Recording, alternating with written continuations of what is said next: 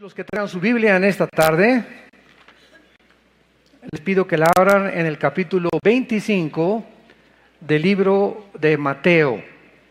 Evangelio de Mateo, capítulo 25, y tenemos como título la parábola de las 10 vírgenes. La parábola de las 10 vírgenes. Mateo, capítulo 25, versículos del 1 al 13.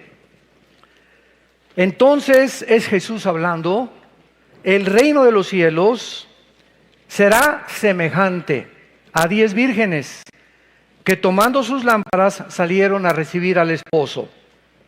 5 de ellas eran prudentes y 5 insensatas. Las insensatas, tomando sus lámparas, no tomaron consigo aceite. Mas las prudentes tomaron aceite en sus vasijas juntamente con sus lámparas. Y tardándose el esposo, cabecearon todas y se durmieron. Y a la medianoche se oyó un clamor: ¡aquí viene el esposo! ¡Salgan a recibirle! Entonces todas aquellas vírgenes se levantaron y arreglaron sus lámparas. Y las insensatas dijeron a las prudentes: denos de vuestro aceite, porque nuestras lámparas se apagan. Mas las prudentes respondieron diciendo: para que no nos falte a nosotras y a vosotras, id más bien a los que venden y compren para ustedes mismas. Pero mientras ellas iban a comprar, vino el esposo. Y las que estaban preparadas entraron con él a las bodas y se cerró la puerta. Después vinieron también las otras vírgenes diciendo: Señor, Señor, ábrenos. Mas él respondió y dijo: de cierto os digo que no os conozco. Velad pues, porque no sabéis el día ni la hora en que el Hijo del Hombre ha de venir. Damas y caballeros, iglesia de Dios y familia de Dios, nadie puede tener ahorita en el mundo, y no solamente en el área cristiana o la dimensión cristiana, sino también en el área política, artística, deportiva, etcétera, etcétera, nadie tiene alguna duda que el mundo se encuentra enfermo, que están sucediendo cosas en el mundo aparentemente inexplicables y que existe un espíritu de estrés, de incertidumbre. Como dicen en mi rancho, el miedo no anda en burro. Hay un temor impresionante en la gente y preguntándose todos: ¿qué pasará? Ahora que acaba de suceder este terremoto aquí en la Ciudad de México, hemos visto de qué forma los ciudadanos mexicanos han respondido y de qué forma como que las tragedias nos unen. Como que en ese momento ya no ves si es negro, si es amarillo, si es blanco, si es del PRD, si es del PRI, si es del PAN, ¿verdad? Yo nunca vi a los topos o a este grupo de personas que sacaban personas de los escombros diciéndole: oye, ¿eres del PRI o del PRD? ¿Eres blanco o eres negro? En ese momento se acaba completamente todo el racismo, todos los niveles culturales. En ese momento lo único que nos hace es, ¿verdad?, la tragedia, unirnos y buscarnos con todo el corazón. Anteriormente en la ciudad de Houston hubo una inundación impresionante con el huracán Harvey. No se imaginan ustedes que el agua estaba casi a más de 1 metro de altura. Y cuando iban en las canoas los rescatistas, ahí se actuó con demasiada rapidez, gracias a Dios. Lo mismo, tú no veías a ninguna persona que estaban rescatando diciendo: se me olvidó mi Rolex en la casa, regresemos por él. O mis palos de golf. Lo único que veías tú en la televisión eran las gentes con las caras emocionadas: mi hijo se salvó. Y veías cómo se encontraban 2 canoas o 2 lanchitas, y aquí está mi abuelita, y aquí está mi hijo, y lo único que importaba en ese momento no eran los palos de golf, ni la televisión que se mojó, ni la cara, sino que estuvieran vivos. Era lo único que les llenaba de satisfacción. Todo lo demás, de repente, carecía de importancia. Y todas estas cosas nos llegan a pensar profundamente, no solamente teológica, sino también filosóficamente. ¿Qué pasaría si las circunstancias en el mundo, o por ejemplo en México, siguieran iguales? todo jijiji, jojojo, Disneylandia, todo el mundo progresando, etcétera, etcétera. Todo mundo feliz y contento, camino al infierno. Jesús lo dijo hace 2000 años claramente, de qué le sirve al mundo ganar las cosas y de qué le sirve a las personas que obtengan las cosas del mundo si pierden su alma. Entonces, desgraciadamente, los pensamientos de Dios no son nuestros pensamientos, ni la forma como Él actúa es como actuamos nosotros. Entonces, estas circunstancias que aparentemente a nosotros nos llenan de temor y nos llenan de preocupación y de cuestionamientos y de interrogantes, ¿por qué un Dios como el Dios que dice la Biblia, que de tal manera amó Dios al mundo, etcétera, etcétera, permite las cosas que están sucediendo? Y la respuesta es demasiado simple. Es que es desgraciadamente a través de estas tragedias que la gente se vuelve Dios. Es a través de estas circunstancias cuando comenzamos otra vez a pensar, caray, la muerte está enfrente de nosotros. Todos tenemos conciencia que tenemos que morir, pero con el trajín de la vida, el jajaja y el jijiji y el club y los caballos y las telenovelas y el dinero y por aquí por allá, de repente nos olvidamos que la muerte sucede en nuestra vida, tal vez saliendo de esta iglesia. Tal vez cuántos de los que nos están escuchando, hoy es el último día que Dios les está hablando a sus corazones. Y son estas circunstancias las que nos hacen comenzar a reflexionar otra vez. Y yo hubiera estado en esos escombros. ¿Cuántas miles de personas son las que se han encontrado en los grandes terremotos de más de 500, 2000, 5000 personas? Se fueron a la cama, se durmieron creyendo que iban a amanecer. Habían checado a las 6 de la tarde en el hospital y les dijeron, usted está sano, usted tiene una buena dieta y usted pura alimentos orgánicos come y bebe y muchos alimentos y se cuidan también haciendo ejercicio y el agua y nada de eso está mal, pero de repente nos damos cuenta que aunque tengamos la mejor salud del mundo, la muerte nos llama a casa en el momento más inesperado. Esto nos hace reflexionar a nosotros que seguimos en este mundo vivos, considerar qué es el cristianismo, porque las iglesias, escúchenme, las iglesias cristianas evangélicas en el mundo entero están llenas de personas no salvas, que creen que por ir a la iglesia tiene la salvación y son las que se van a llevar el susto de su vida, como la parábola que vamos a continuación a desarrollar. En esta parábola, el Señor Jesucristo nos advierte la importancia de permanecer velando, diario, continuamente, no solamente el domingo.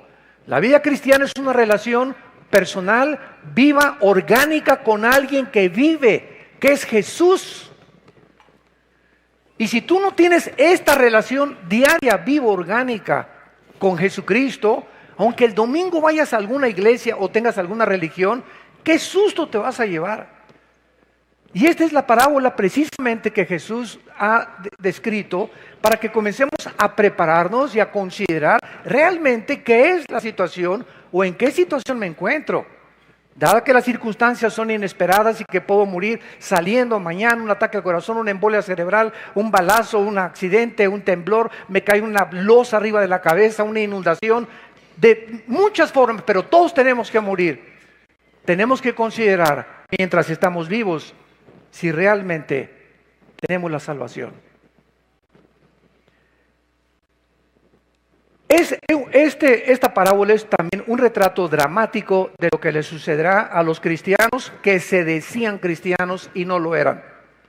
Y pertenecían al coro, pertenecían a la alabanza, pertenecían a diáconos, pertenecían a seguridad, pertenecían al grupo de oración, pertenecían afuera, eran pastores, eran obispos, eran lo que tú me quieras llamar. La iglesia está llena de personas que no saben ni han entendido lo que es el cristianismo.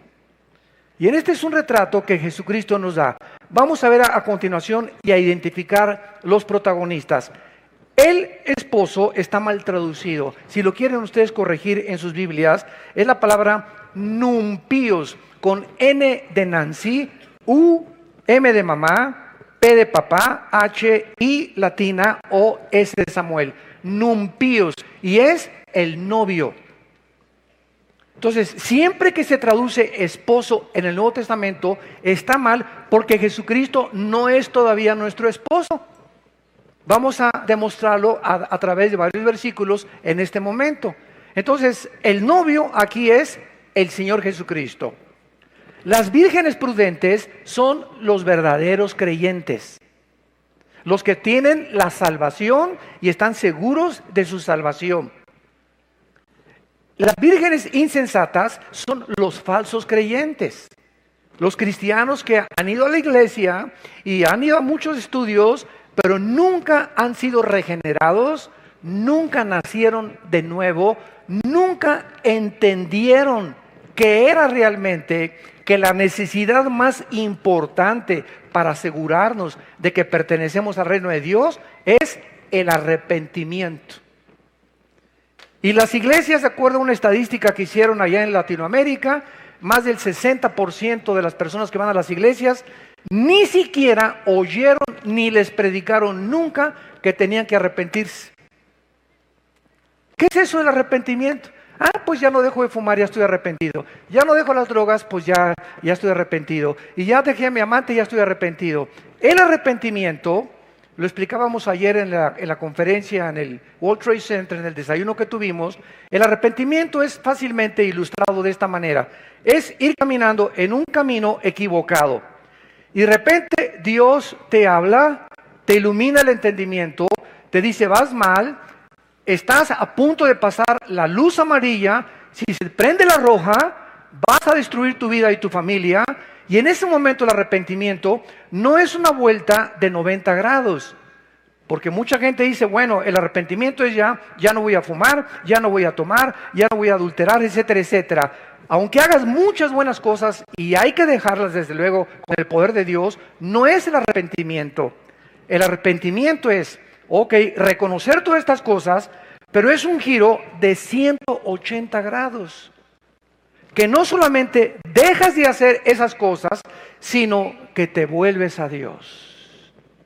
Porque ¿de qué te sirve dejar lo que tú estás haciendo? En este caso, los mormones nos ganan porque ni café toman. Entonces, hay muchísima gente más moral en ese sentido que los mismos cristianos. Que ni café toman, ni Coca-Cola, olvídate, solo el diablo toma Coca-Cola.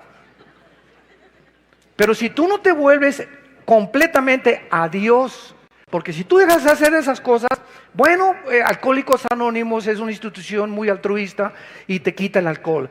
Marihuanos Anónimos, Neuróticos Anónimos, etcétera, etcétera, ayudan a dejar muchas cosas.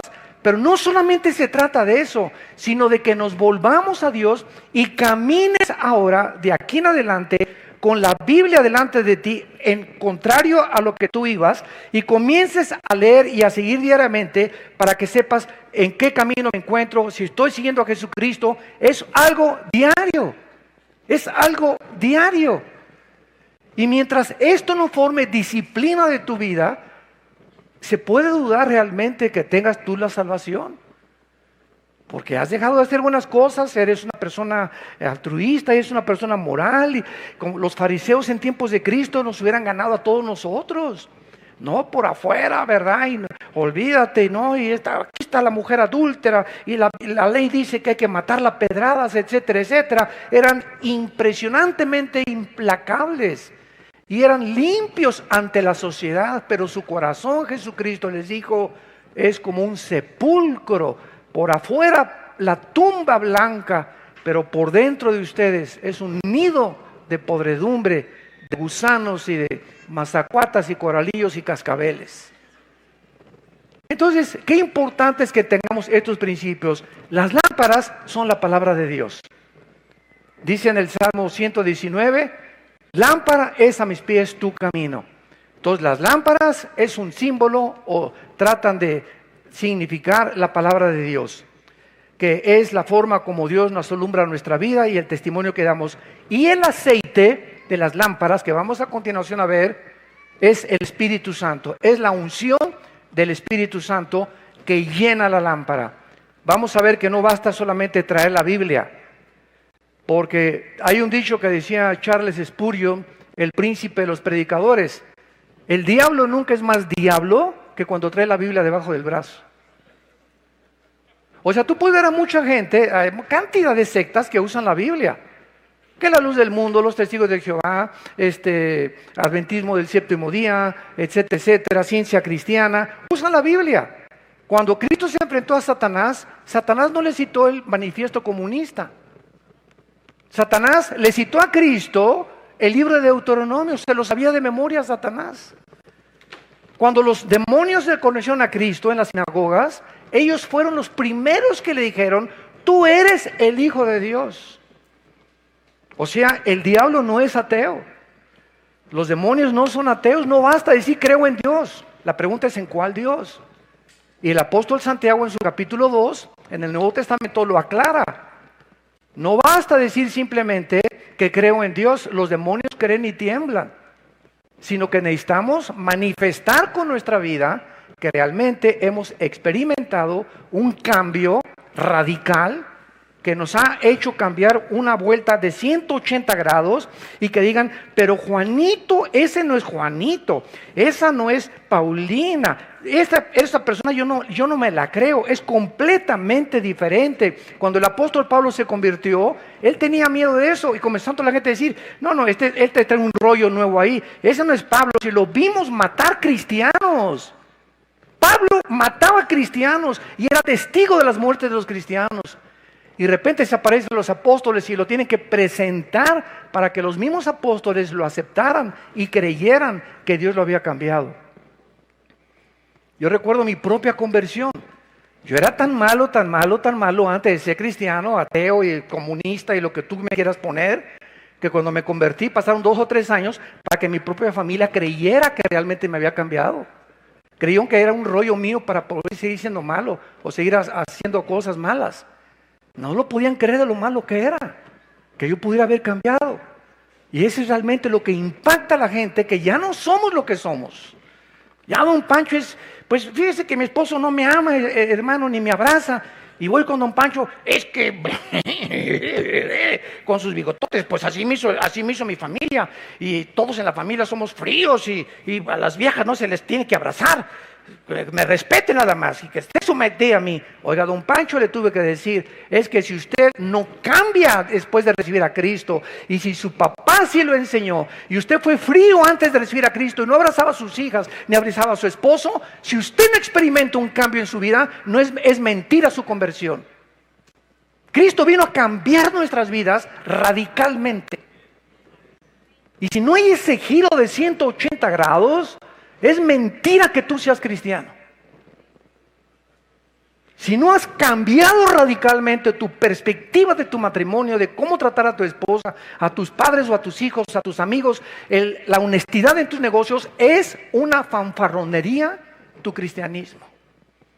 Y de eso se trata esta parábola, precisamente de despertar las conciencias y darnos cuenta quién es y quién no es cristiano.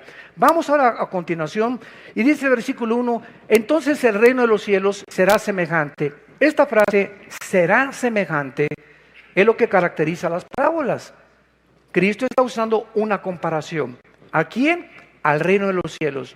¿Qué comparación usa? 10 vírgenes, que vamos a ver que todas tenían sus lámparas. La palabra esposo, ya vimos, es numpios, que es novio.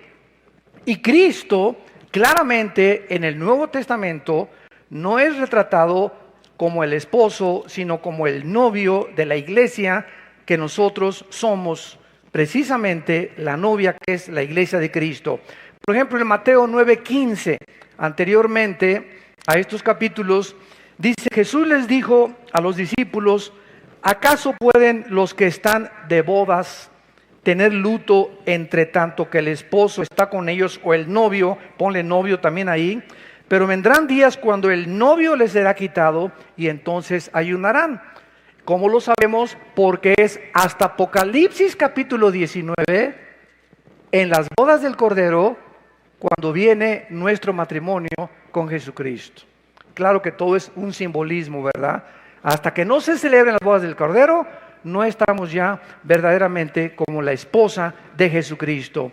Vean ustedes ahora en 2 de Corintios capítulo 11, que el apóstol Pablo también tenía interés de que el cristiano entendiera este principio. 2 de Corintios 11, versículo 2, porque os celo con celo de Dios, porque los he desposado, o sea, comprometido con un solo esposo, para presentarlos como una virgen pura a Cristo. Es lógico, ¿verdad?, que si nosotros la iglesia somos y se nos simboliza como una virgen, es porque no nos hemos casado. Una persona que ya no es virgen es porque ya se casó.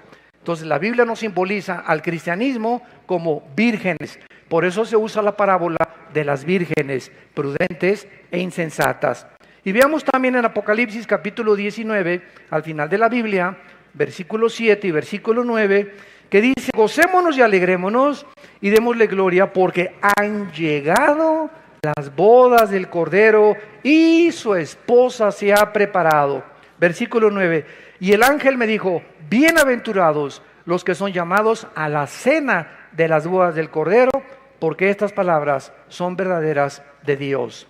Entonces es claro, ¿verdad?, que es Cristo el que es el novio. Y ahora veamos en segundo lugar en Mateo 25 que 5 de ellas tenían lámparas y las otras 5 las tenían pero sin aceite. Sin embargo, Cristo menciona 3 cosas de estas vírgenes. Número 1, todas tomaron sus lámparas para recibir al Señor.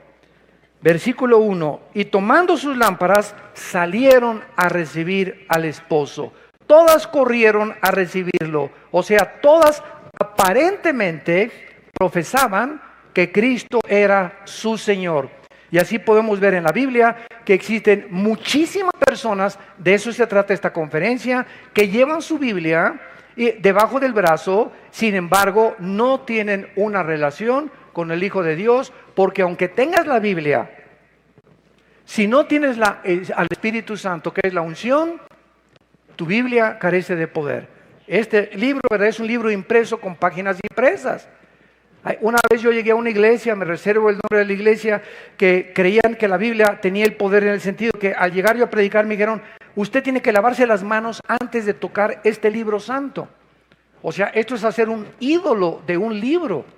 Y la Biblia en sí, ¿verdad?, es letra. Si no tiene al Espíritu Santo, es letra muerta. ¿Por qué? Porque no me cambia. Es un libro como cualquier otro. Lo que da vida a este libro, y las personas que se acercan a este libro y son transformadas con este libro, es porque tienen dentro al Espíritu Santo, que es el autor de la Biblia, quien aplica este libro en sus almas. Pero si tú vienes con un doctorado en ciencias políticas y en filosofía y letras y te dan el premio Nobel de astrofísica a la Biblia, sin el Espíritu Santo, por más inteligente y más intelectual que seas, no va a cambiar tu vida mientras tú no te rindas a lo que dice la Biblia, que aceptes a Cristo como tu Salvador. Entonces estas vírgenes, aunque tenían todas las Biblias, dice el versículo 2 y 3, 5 de ellas eran prudentes y 5 insensatas. La palabra prudente es la palabra griega pronónimos, que significa precavido, alguien que se anticipa antes de hacer algo, calcular, pensar antes de actuar, no actuar impulsivamente. Una persona que actúa impulsivamente: pues vamos a comprar ese carro. Espérame tantito, te dice tu esposa, vamos a hacer cuentas, vamos a ver si apagamos el gas, la luz, etcétera, etcétera. No, yo quiero comprar este traje y quiero comprarme este reloj. Todas las personas que actúan de esta manera, sin antes haber tomado en consideración lo que van a gastar o lo que van ellos a invertir, sin haber considerado y haber calculado las cosas, son las personas que son lo contrario a prudentes. Son personas impulsivas, son personas que actúan inmediatamente por sus emociones. Vamos a comprar este viaje ya inmediatamente. Espérame tantito, todo lo que hagamos, seamos prudentes. Y dice Cristo en Mateo 10, como las serpientes. Se usa a las serpientes, a las víboras, como el ejemplo de la prudencia. ¿Y saben por qué? No hay un solo animal, una sola hormiga, un solo zancudo, una sola mosca que no tenga algo que enseñarnos de la sabiduría de Dios. Porque toda es la creación de Dios.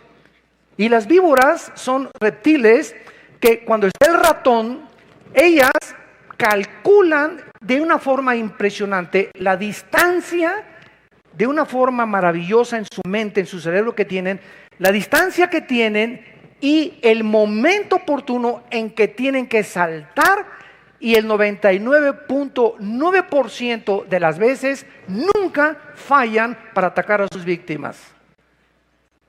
De la misma forma, Jesucristo dice a las muchachas: mira, ahí está, se parece a John Travolta, ¿verdad? ¿Verdad?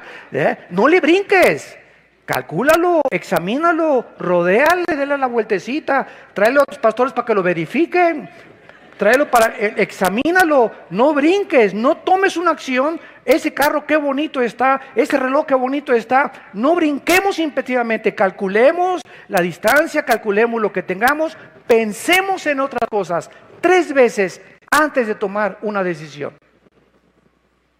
Esto es muy importante en la vida y nos va a librar de tantas cosas de las que no vamos a tener que arrepentirnos. Estas vírgenes, ¿verdad? La mitad de ellas se llaman insensatas, es la palabra griega moros, en el griego, que significa engañadas o tontas. Las insensatas se caracterizaban porque no llevaban aceite en sus lámparas, o sea, exteriormente sus lámparas profesaban una religión, pero no tenían el aceite del Espíritu Santo. En Mateo capítulo 7, versículo 21 al 23, Cristo hace esta advertencia solemne: no todo el que me dice Señor. Estas vírgenes oyeron la voz del esposo y salieron: Señor, lo vamos a ver. Le llamaron Señor a Cristo. No todo el que me dice Señor entrará en el reino de los cielos, sino el que hace. La fe sin obras es muerta completamente. Si nosotros no hacemos lo que la Biblia nos manda que tenemos que hacer, la fe tiene que ser demostrada a través de las obras. Las obras justifican que yo realmente he cambiado. Yo pues sí soy cristiano y voy a la iglesia y uso la Biblia, pero la pregunta es: ¿mi vida ha cambiado? ¿Soy mejor amante? ¿Soy más considerado con mi esposa? Mi esposa ahora es la reina de mi casa. Ya les pedí perdón a mis padres de todo lo que les hice. En mi trabajo ya cambié, ya no soy el que no avanza, no tranza. Ahora ya no doy mordidas, ahora ya soy honrado. Ahora estoy dispuesto a perder hasta mi trabajo si me exigen que participe de la corrupción. Cuando hay ese cambio radical en tu vida, donde tu misma esposa, tus hijos, tus padres, tus amigos, tus hermanos se dan cuenta que ya no eres la persona que eras hace una semana o 2 semanas, es cuando realmente se puede decir que Jesús está en tu vida. No antes. Tiene que haber una revolución completa dentro de nuestro corazón. Y es esto lo que Jesucristo está tratando de decirnos. En el libro de Judas, que está antes de la Biblia, antes del Apocalipsis, Judas, la epístola de Judas, versículo 19, dice: estos son los que causan divisiones, los sensuales que no tienen el Espíritu. Y aquí Judas es una carta escrita para los que entran a las iglesias en el mundo entero, y en todas las iglesias hay esta clase de personas: murmuradores, chismosos, chismosas, hablando contra el pastor, y si esto por acá, y si esto por allá. ¿Por qué es esta actitud la que tienen? Porque son sensuales, están manejados por la energía de la carne, no tienen el Espíritu, todavía no han aprendido a amar la obra de Dios. Y cuando actúan con motivos equivocados para su gloria, para su ego. Pues si no lo reconocen, se van de la iglesia. Si no me aceptan, es que no se han fijado que soy el papucho de papuchos. ¿Cómo es posible que no me han hecho pastor o pastora? ¿O por qué no me han... mi voz, que Bocelli parece Pinocho comparado conmigo. Y cuando hay este tipo de actitudes en el corazón, hablan de que algo está mal en tu vida interior. Algo está mal en tu vida interior. Cristo no ha revolucionado completamente eso, lo vamos a ver más adelante. Ahora vemos las 5 prudentes, dice el versículo 4. Mas las prudentes tomaron aceite en sus vasijas juntamente con sus lámparas. Estas vírgenes representan a los verdaderos creyentes que han creído en Jesús, lo han demostrado, han calculado, pensado profundamente lo que harán con sus vidas futuras, como dice Primera de Juan, capítulo 3, versículo 3. Todo aquel que tiene esta esperanza se purifica a sí mismo. O sea, si tú tienes a Cristo realmente, una de las áreas más importantes que pueden denotar tu verdadero cristianismo es tu pureza sexual. La pureza sexual es una de las áreas de las más importantes. Y cuando comiences a darte cuenta que ya puedes ver a una muchacha sin sensoriarla toda de los pies a la cabeza, o haz de cuenta que tú pasas en video, le hacen así los hombres muchas veces, y hasta 2 veces, y no pueden ver a una mujer sin desnudarla con sus ojos, o tiene que estar viendo pornografía para poder satisfacer su alma, estando casados, o si andas con un muchacho que es tu novio y ese muchacho adicto a la pornografía, tarde o temprano va a poner sus manos en tu cuerpo. Y esta es la razón por la cual las muchachas que no se han casado y que salen con muchachos, no permitan, muchachitas que me escuchan, que son solteras, no permitas que ese cocodrilo te ponga las manos encima de tu cuerpo. No lo permitas. Porque así comenzó con la manita y el dedo llegó y cuchi, cuchi, cuchi, cuchi, cuchi. Y cuando te das cuenta, ¿verdad? Ya la pancita te comienza a crecer. ¿Y todo por qué? Porque no pusiste una línea de división, no le pusiste una cerca, no le pusiste un límite. ¿Sabes qué, Pancho, voy a salir contigo? ¿Sabes qué, Chencho, voy a salir contigo? No me toques porque tú, mira, con esto de aquí, te dejo chimuelo, ¿eh? Y si no, mi hermano le hablo, y si no, mi papá, conmigo te andas bien, vamos a tener una relación íntima, vamos a ser amigos, pues no me toques. ¿Por qué? Porque hasta que nos casemos, no saltemos a privilegios que no nos corresponden antes de casarnos. Tú no tienes ninguna responsabilidad para tocarme, mi cuerpo va a ser de aquel que va a ser el padre de mis hijos. No se lo voy a dar a 3 o 4 antes de casarme. Y esa actitud que tú tienes como muchacha, santa delante de Dios, nos habla y le habla a los demonios y le habla a los ángeles y le habla a Dios de que tienes a Jesucristo en tu vida. Por eso quieres tú buscar la honestidad y quieres buscar la moralidad y quieres buscar tú la virginidad. Y ya no, tus amigas te van a burlar, "Ay, tienes 25 años y no has salido con ningún muchacho, ni tampoco te has acostado con ningún muchacho". No, ¿y qué? Me dan lástima a ustedes, ¿verdad? ¿Por qué? Porque prefiero morirme virgen a poder violar el mandamiento a mi padre, que me prohíbe, no tendrás sexo ni inmoralidad antes del matrimonio. Estas cosas son las que comienzan a concientizarnos verdaderamente de que realmente hay un cambio en nuestra vida. Buscamos la pureza sexual. En el versículo 5 encontramos que Cristo menciona algo interesante. Va a haber una larga espera antes de que Él venga, y tardándose el esposo.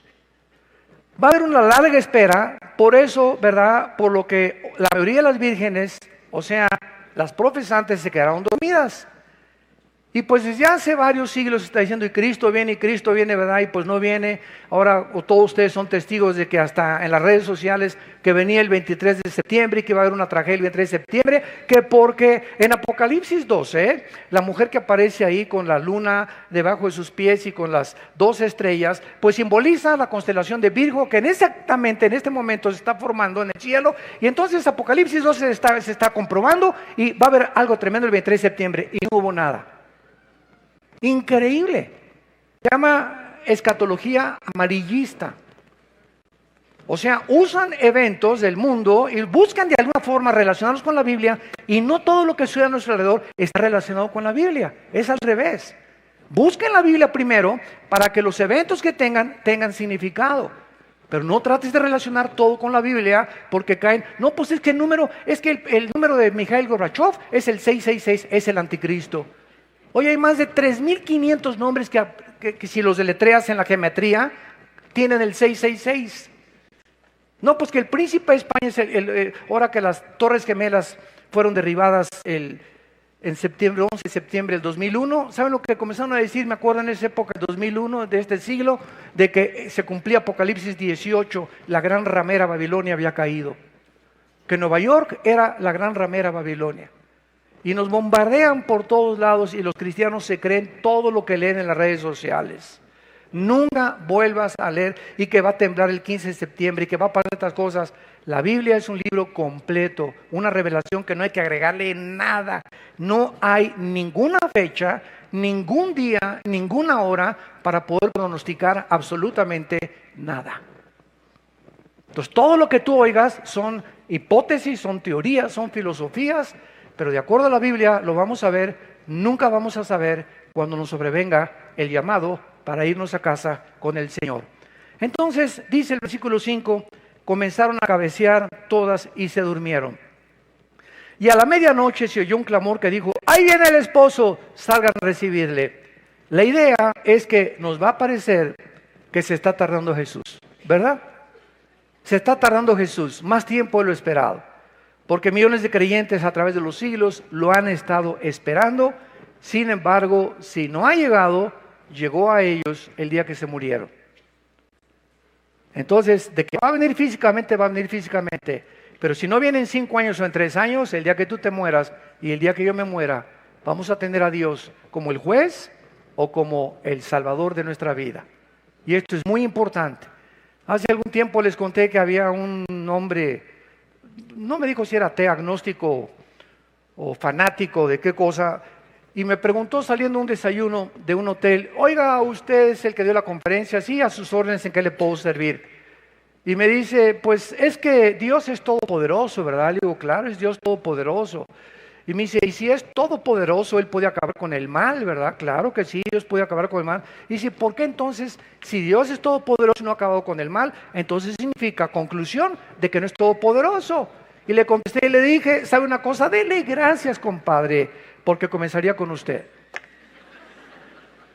Entonces, dice en 2 de Pedro 3, versículo de 3 al 4, que Dios es paciente y no ha hecho lo que queremos que haga, que ya venga, que ya acabe con el mal, por su paciencia, para darles oportunidad a muchos de ustedes que nos escuchan aquí físicamente y por las redes sociales, para que te arrepientas. Entonces, si Cristo hubiera venido la semana pasada, o hubiera acabado con el diablo la semana pasada, ¿cuántos de los que nos escuchan estarían en el infierno? A verlo, velo desde esa perspectiva, porque los pensamientos no son igual a nuestros pensamientos. Él no piensa como nosotros. Entonces, Él no lo ha hecho porque Él anhela que el mayor número de personas vengan a la cruz antes de que comience la gran tribulación. Y el peligro de dormirse, esto es una realidad de la naturaleza humana. Por naturaleza somos dormilones y nos cansamos. Yo como pastor se los digo sinceramente, ¿verdad? Y conozco a muchos líderes igual que yo.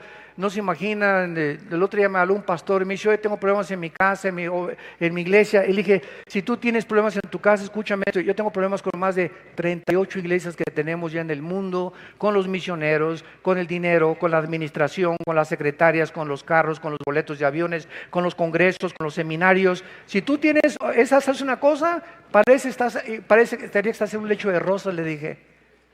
Entonces dije, tú no te imaginas los problemas que yo tengo, le dije.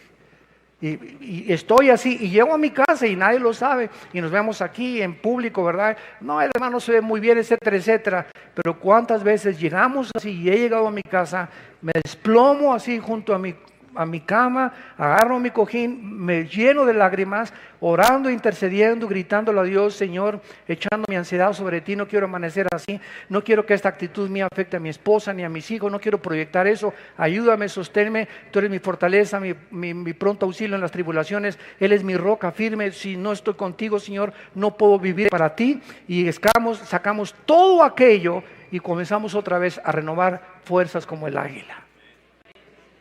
Pero la tendencia es dormirnos. La tendencia es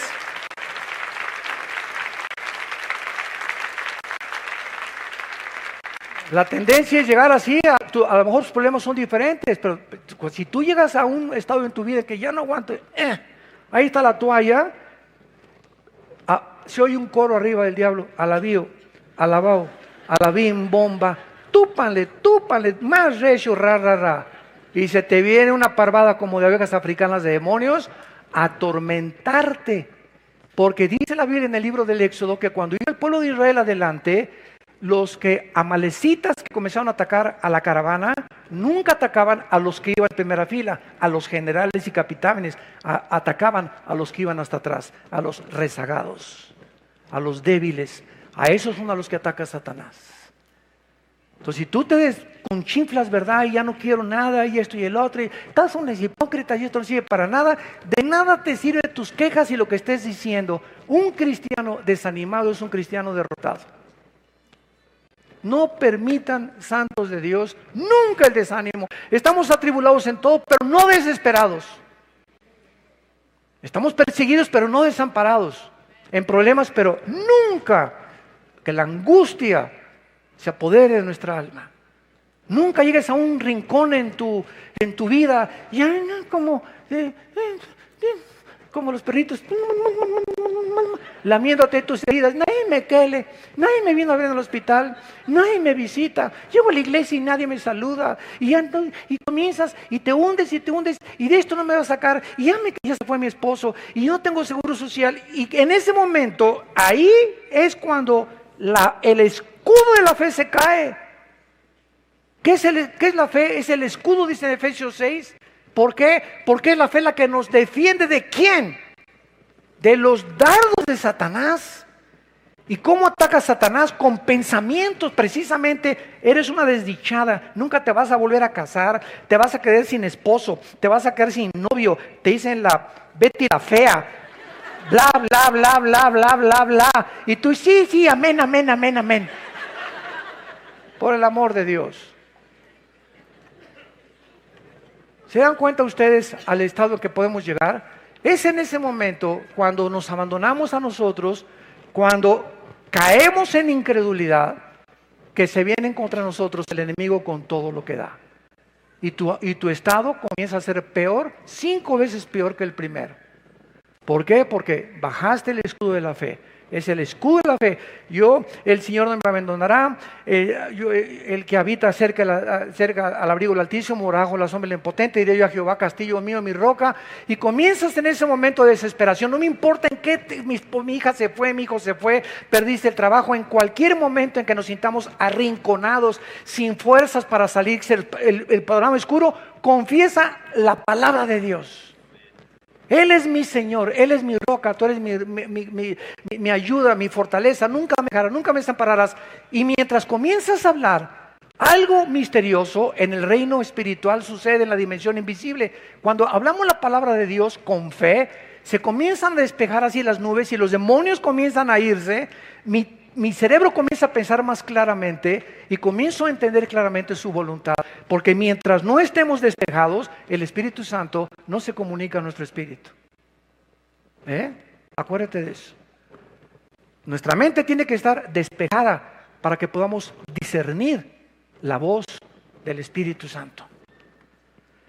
Este es el peligro de dormirse. Dice en Romanos capítulo 13, versículos del 11 al 14, dice Pablo: y esto conociendo el tiempo que es para levantarnos del sueño, porque ahora está más cerca de nosotros nuestra salvación que cuando creímos.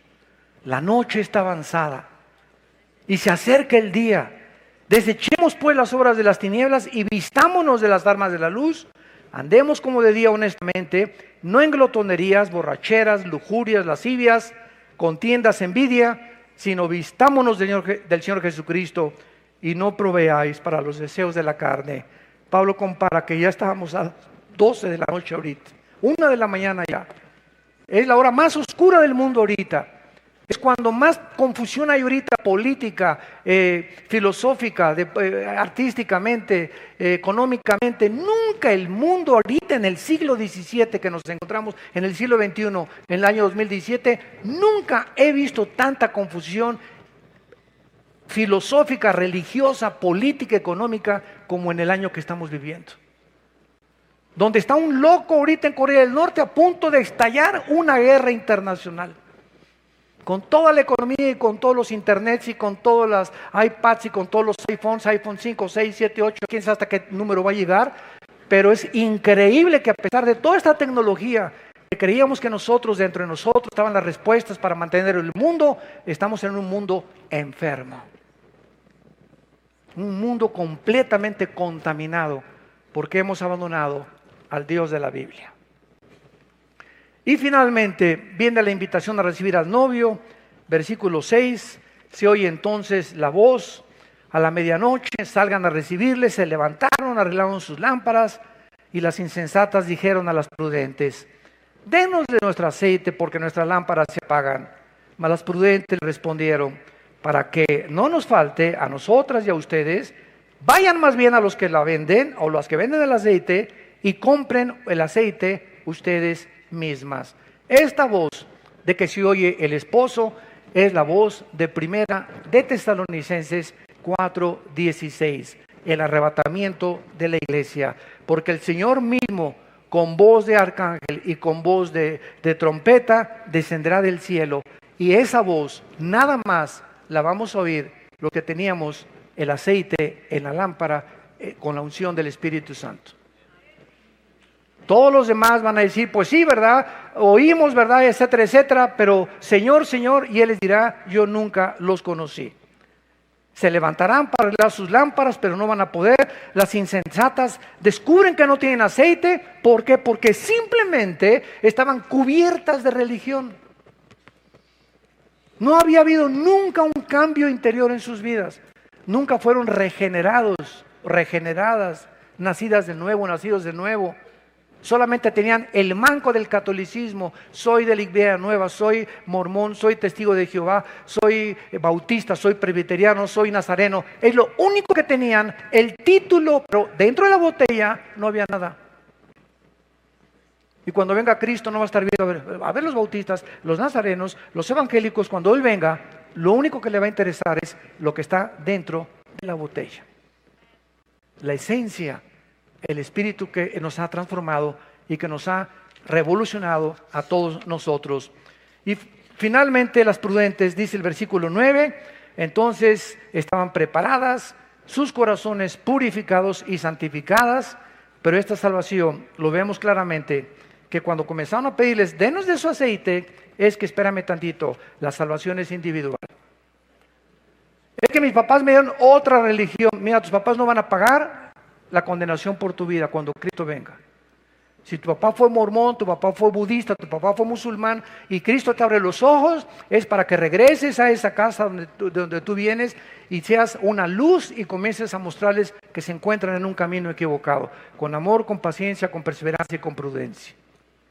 Pero no se puede decir, es que dame tu salvación en ese momento, o a la hora de la ambulancia, cuando ya me llevan al hospital, Jesucito mío, mi dulce compañero, me desampara en noche de día, entra en mi corazón, Jesús. Y eso sería burlarnos de Él, porque Dios sabe perfectamente bien que dice, cuando oiga su voz, ¿cuándo lo estás oyendo? Ahorita estás escuchando su voz a través de la Biblia. Cuando oigas esto, no te endurezcas. Ahorita te sales, te vas a las tortas, a los tacos aquí de chile relleno ahí en la esquina, te vas a tu casa, etcétera, etcétera, en la noche, y se te olvidó todo lo que hablamos, porque en este momento tú dijiste, lo voy a pensar y lo voy a hacer mañana, y mañana viene otra temblorina y te cae un ladrillo arriba en la cabeza. Y te perdiste para siempre, ya no hubo oportunidad. Tú creíste que lo voy a pensar mañana o pasado mañana, cuando oigas su voz, no te endurezcas. Hoy es el tiempo en el que tú tienes que tomar una decisión en esta misma hora que Dios te está hablando. Vino el esposo, 3 palabras poderosas que nos garantizan el regreso de Cristo. Vino el esposo. Jesús lo dijo, vengo, Apocalipsis 22, y mi galardón conmigo para recompensarlos según sus obras. Las insensatas se quedarán. ¿Por qué? Porque comenzaron a decirle, Señor, Señor, y Jesús les dijo, no las conozco, no sé quiénes son ustedes. Y dice Juan 10, Dios conoce a sus ovejas. Cristo conoce quiénes son sus ovejas. ¿Quiénes son sus ovejas? Las que oyen la voz del pastor. Es que yo dije que era cristiano, pero ¿cuántas veces me habló Jesús a través de la Biblia y no le hice caso? Oí la voz de Friedrich Nietzsche, oí la voz de Bertrand Russell, oí la voz de Walter Mercado, oí la voz de los gurús, oí la voz del psicólogo, oí la voz del psiquiatra, oí la de ese deportista, de esa cantante famosa, pero nunca reconocí la voz de mi pastor. ¿Por qué? Porque aunque yo me decía que era cristiano, no tenía el Espíritu Santo que me capacita para reconocer, sintonizarme, no con la charrita del cuadrante, sino con la voz donde está en el FM que yo necesito oír. Estamos llenos de aquí, ¿verdad?, de ondas por todos lados, la voz de Nietzsche, de ateísmo, agnosticismo, ateísmo, nazismo, fascismo. Estamos rodeados de filosofías, de darwinianismo, de que venimos del chango, etcétera, etcétera. ¿Cuál vas a oír? ¿Cuál es la voz que vas a escuchar finalmente? Y solo hay un camino, una verdad y una vida que se llama Jesucristo. Y esa es la voz a la que cuando Él venga te va a decir, no todos que me digan Señor, porque yo conozco mis ovejas, y si fueras mi oveja, me hubieras obedecido. Pero no me obedeciste, porque simplemente no era mi voz la que tú estabas escuchando. Velad pues, dice el versículo 13, porque no sabemos el día y la hora en que el Hijo del Hombre vendrá. Y en el versículo capítulo 25 de aquí de Mateo, versículo 42 en adelante, Él dijo estas palabras. Mateo 25, versículo 42. Porque tuve hambre y no me diste de comer, y tuve sed y no me diste de beber. Velad pues, porque no sabéis a qué hora ha de venir el Señor. Pero sabed esto, que si el padre de familia supiera a qué hora el ladrón habría de venir, velaría. Si tú supieras a qué horas habría de temblar, ¿qué harías? ¿Se imaginan? ¿Qué haces? Te preparas, ¿verdad? Y no te quedas ahí. Bueno, precisamente como no sabemos, tenemos que estar preparados. Si supiéramos cuándo viene Jesús, nos prepararíamos. Pero como no sabemos cuándo viene, esto es diario. Porque puede ser hoy la última vez que Dios nos hable y que Él pueda venir en la madrugada, hoy a las 6, a las 4 o no amanezcamos mañana. Versículo 44, por tanto también ustedes estén preparados porque el Hijo del Hombre vendrá a la hora que no pensáis. La pregunta en esta mañana a tu corazón es, ¿estás tú preparado para encontrarte con tu Dios? Ahora que estuve en Bogotá, tuve el privilegio, ¿verdad?, de que fueron allá. Es muy diferente la política que aquí en México. Allá los senadores, los diputados van a las reuniones cristianas y no les da vergüenza, desde luego, los que son cristianos. Esta vez llevaron, ¿verdad?, a un político muy importante, y tuve la oportunidad de platicar con él. Y una de las cosas que yo le pregunté cuando me dijeron que era cristiano, esta pregunta te la hago a ti ahora. Si tú te murieras hoy en la noche, ¿estás seguro que te irías al cielo? Algunas personas que les hice esta pregunta ahí en Bogotá se quedaron calladas y me dijeron, no lo sabemos, no somos lo suficientemente buenos. Inmediatamente supe que no eran cristianos. Porque el cristiano es la persona que dice, sí, estoy seguro que me voy al cielo, no porque sea bueno, no porque sea y haya hecho muchas buenas obras, sino simplemente porque alguien en una cruz pagó por mis pecados. Y gracias a lo que ese hombre hizo, por la gracia estoy eternamente agradecido. Y si entro al cielo, no va a haber nada de lo cual me merezca. Voy a entrar como un regalo que Dios me otorga como la salvación.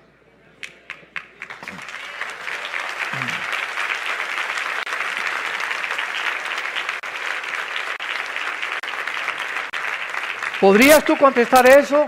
Si tú contestaste sinceramente, pues mire, no estoy seguro, no eres cristiano. No tienes la salvación, no tienes la seguridad de tu salvación. ¿Cómo podemos estar seguros? Porque la Biblia dice, aquel que me recibe y me acepta en su corazón, tiene vida eterna. Y lo creo porque la Biblia lo dice. Y ahora ese poder entra a mi vida para vivir esa vida que Dios quiere que yo viva antes de que Él me llame a casa. Aprovechemos esta oportunidad, inclinemos nuestra cabeza y digámosle al Señor, te doy gracias, Padre mío y Señor mío, porque me sigues hablando al corazón.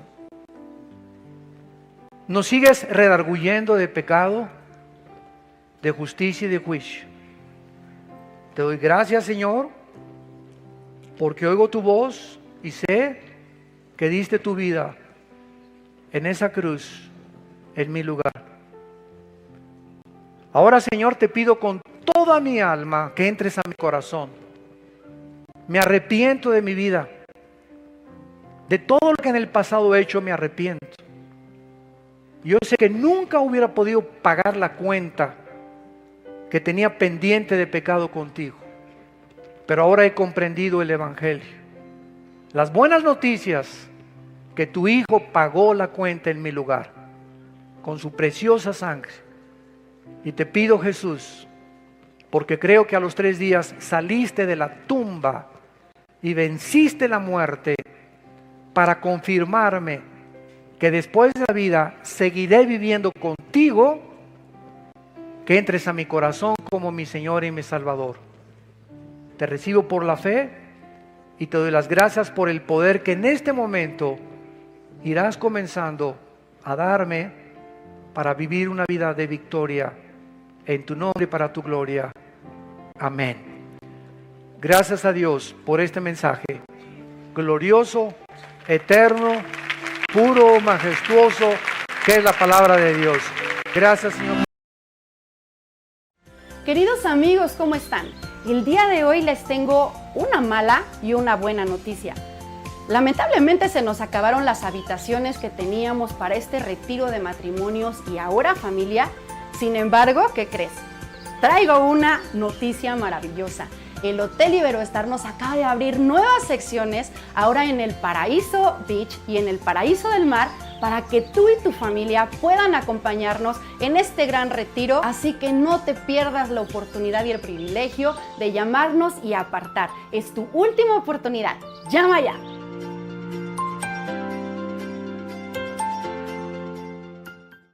Queremos anunciarles con mucho gusto que tenemos ya disponibles más de 2,000 conferencias en audio y video, en memoria USB y en descarga también, tanto el Antiguo como el Nuevo Testamento y diversas series más. Les recomendamos y les sugerimos que las adquieran. Serán de enorme bendición para todos que están apasionados por la verdad y que aman las Sagradas Escrituras. Me da mucho gusto poder anunciar mi nuevo libro titulado El Anticristo, un libro que contiene realmente información bíblica, desde luego, como de dónde surgirá el anticristo, quién va a ser el anticristo, si va a ser un sistema o un ser humano, y poder llegar a un punto donde nos convertamos en esclavos de este hombre que surgirá en el Medio Oriente. Les invito a que lo lean, estamos seguros que va a ser de muchísima edificación para todas sus vidas. Porque el tema que voy a desarrollar en esta mañana se titula El nuevo cuerpo resucitado. ¿A quién de ustedes no le gustaría saber cómo vamos a resucitar? ¿Me parecería a Rambo? ¿O a Madonna? ¿Tendremos 25 años cuando resucitemos o 30? ¿Por qué Cristo murió a los 33 años? ¿Nunca se han preguntado eso? Les voy a hacer una pregunta un poquito más profunda. ¿Ustedes creen que si Cristo no hubiera muerto en la cruz, hubiera podido seguir viviendo hasta hacerse viejito? ¿Dónde andan mis teólogos? No, Él no podía. ¿Por qué? Porque precisamente de acuerdo a la omnisciencia y al conocimiento de Dios, Cristo no podía envejecer, porque el envejecimiento del ser humano es el deterioro de nuestras células. Y envejecemos y tenemos que morir porque la muerte entró al mundo por un hombre llamado Adán. Y se nos transmitió hereditariamente una infección que William Shakespeare le llamaba el defecto trágico, Carlos Marx la lucha de clases, Sigmund Freud el medio ambiente y la sexualidad infantil, pero la Biblia le llama pecado. Esta infección que todos tenemos desde que nacemos, la demostramos en la experiencia cuando los niños entre 1 año y 2 años de nacido son los dictadores más grandes de su casa. Un niño de 1 año, 2 años, ¿verdad? Los ves berrinchudos y gritan y patalean y te avientan todo el espagueti con la boca, se tiran como reguiletes ahí en el suelo, etcétera, etcétera. Y tenemos que de vez en cuando, pao, para tratar de enseñarles que no pueden ellos hacer su voluntad, porque nacemos con una independencia y una autonomía en contra de todo lo que es la autoridad. Nacemos rebeldes desde el vientre de nuestra madre. Y allá adentro estamos comenzando a patalear. Y ya cuando las mamás comienzan a decir embarazadas, ¿verdad? Ya me está pateando, ahí viene ya, como torbellino.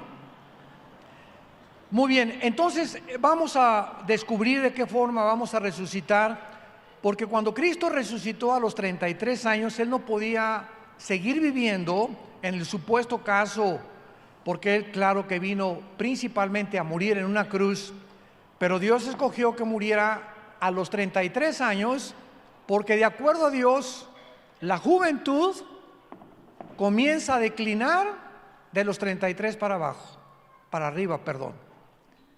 Así que los que tenemos menos de 33,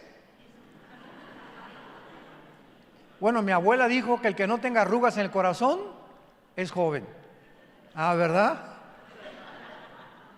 De los 33 en adelante comenzamos ya a un deterioro mucho más rápido, y la juventud verdaderamente, el tesoro más grande que Dios nos ha dado, de acuerdo a la Biblia, ¿verdad? Si Cristo murió a los 33 es porque era la edad típica o máxima o la cúspide en la cual Él tenía que morir. Él no podía seguir viviendo porque, vuelvo a repetir, Él se hubiera quedado a los 33 años, porque Él no tenía pecado ni la muerte le acompañaba. Él se entregó a la muerte siendo justo y no teniendo necesidad de morir como tú y como yo. Por eso es única la resurrección del Hijo de Dios. Dice 1 Corintios 15, versículo 20 en adelante: mas ahora Cristo ha resucitado de los muertos, primicias o primeros frutos de los que durmieron es hecho. Porque por cuanto la muerte entró por un hombre, también por un hombre la resurrección de los muertos. Porque así como en Adán todos mueren, en Cristo todos serán vivificados. Nos saltamos al versículo 35. Pero dirá alguno, que es nuestra pregunta que vamos a contestar: ¿cómo resucitarán los muertos? ¿Con qué cuerpo vendrán? Necio, lo que tú siembras no se vivifica si no muere antes. Y lo que siembras no es el cuerpo que ha de salir, sino el grano desnudo, ya sea de trigo o de otro grano. Pero Dios le da el cuerpo como Él quiso a cada semilla su propio cuerpo. No toda carne es la misma carne. Una carne es la de los hombres, otra la de los animales o de las bestias, otra la de los peces y otra la de las aves. Y hay cuerpos celestiales y cuerpos terrenales, pero una es la gloria de los celestiales y otra la de los terrenales. La Biblia es el único libro de los millones de volúmenes que existen en todas las librerías del mundo, el único libro que nos puede verdaderamente revelar 3 preguntas que ni la ciencia, ni los filósofos, ningún historiador, ningún antropólogo, ningún escritor han podido contestar. Número 1, ¿de dónde venimos? El ser humano, para poder descubrir de una forma científica o poder afirmar de dónde venimos, necesita ser científico, porque para que sea científico tiene que ser demostrable. Se tiene que probar. Si un científico no puede demostrar la observación, porque la ciencia trata con observar los fenómenos, tomar nota y comenzar, ¿verdad?, una bitácora a escribir y después probarlo con tubos de ensayo o con diferentes experimentos. Entonces, como es imposible que nadie pueda retroceder al pasado y decir cómo comenzó el universo y cómo comenzó el ser humano, muchos pseudocientíficos también inventan y se llaman teorías, hipótesis, especulaciones o filosofías. Entonces, pues se inventó la famosa teoría del Big Bang. No sé cuántos de ustedes la han oído, la gran explosión. Y entonces nos enseñan en la escuela. El universo comenzó con una explosión, ¡pum! Pero cuando se descubrió la primera y la segunda ley de la termodinámica, que demuestran y postulan la primera ley, que nada se crea ni se destruye, solo se transforma, la energía es irreversible en el sentido de poder ser destruida, y la segunda ley de la termodinámica nos enseña que todo está sufriendo un proceso de descomposición, oxidación, deterioro, todo se echa a perder. El Sol está perdiendo millones de toneladas masa por segundo. Entonces vivimos en un mundo que la física le llama la ley de la entropía, la ley de la descomposición. La Biblia se adelantó cuando descubrieron estas leyes y le llama la ley de la corrupción, que todo se tiene que echar a perder. Los carros se descomponen, la pintura se comienza a caer, los edificios se envejecen y nosotros estamos muriendo celularmente todos los días. Muy bien. Desde esta perspectiva nos damos cuenta que entonces el universo, ya con las leyes que se han descubierto, es imposible que del desorden se produzca el orden. Esto lo contradice la primera y la segunda ley de las termodinámicas. Es imposible que de un desorden se haya puesto un universo afinado con leyes inexorables, continuas, la gravitación, las leyes termonucleares, las leyes del electromagnetismo, la primera ley de la termodinámica. Es imposible físicamente, menos científicamente, que esto sea posible. Es como si, para que me entiendan, tengo una enciclopedia británica aquí, de la A a la Z. Entonces la agarro con tijeras y pum, pum, comienzo a tijeretear todas las hojas de la enciclopedia británica y las pongo debajo de un ventilador. ¿Cuántos millones de años tardaría para que se pusiera en orden de la A a la Z? 10 a la 23ª potencia. Es imposible. O como si fuéramos 5 changos en un piano, ¿cuántos años tardarían para que compusieran la 10ª sinfonía de Beethoven? ¿Me van entendiendo? O como si vas por la playa y te encuentras, vamos a bajarle 3 rayitas, un motor de un Volkswagen. En un motor se encuentra lo que se llama la irreducibilidad compleja. ¿Qué quiero decir? Un motor tiene una bomba de gasolina, bujías, acumulador, la batería, etcétera, etcétera. Y si algo del motor no funciona, basta que la batería, el alambrito de la batería esté desconectado para que nada del motor funcione. Para que funcione, todo tiene que estar perfectamente bien unificado y tiene que estar completamente combinado y afinado para que tu carro arranque.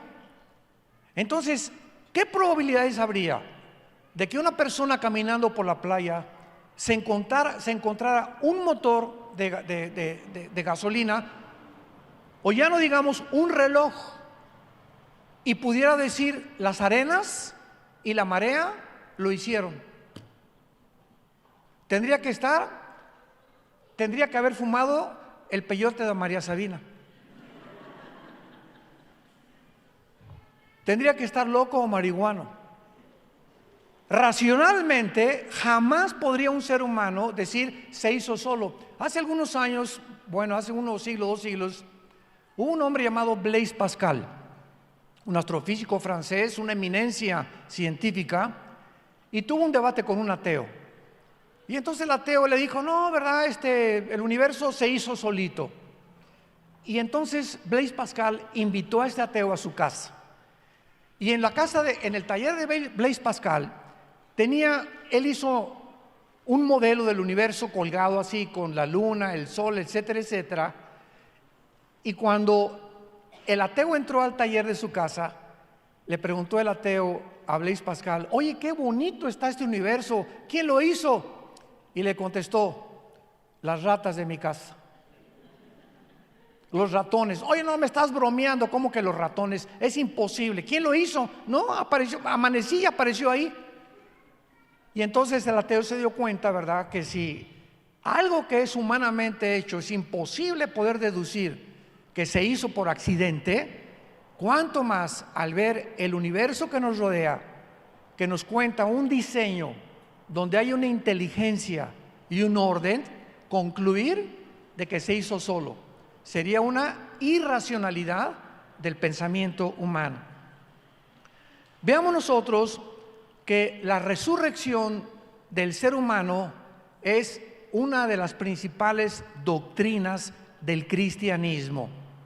Los egipcios, cuando enterraban a sus muertos, les ponían comida y armas, porque creían que después de la muerte hay un sentimiento en el ser humano, sin conocer la Biblia, de que hay algo después de la vida.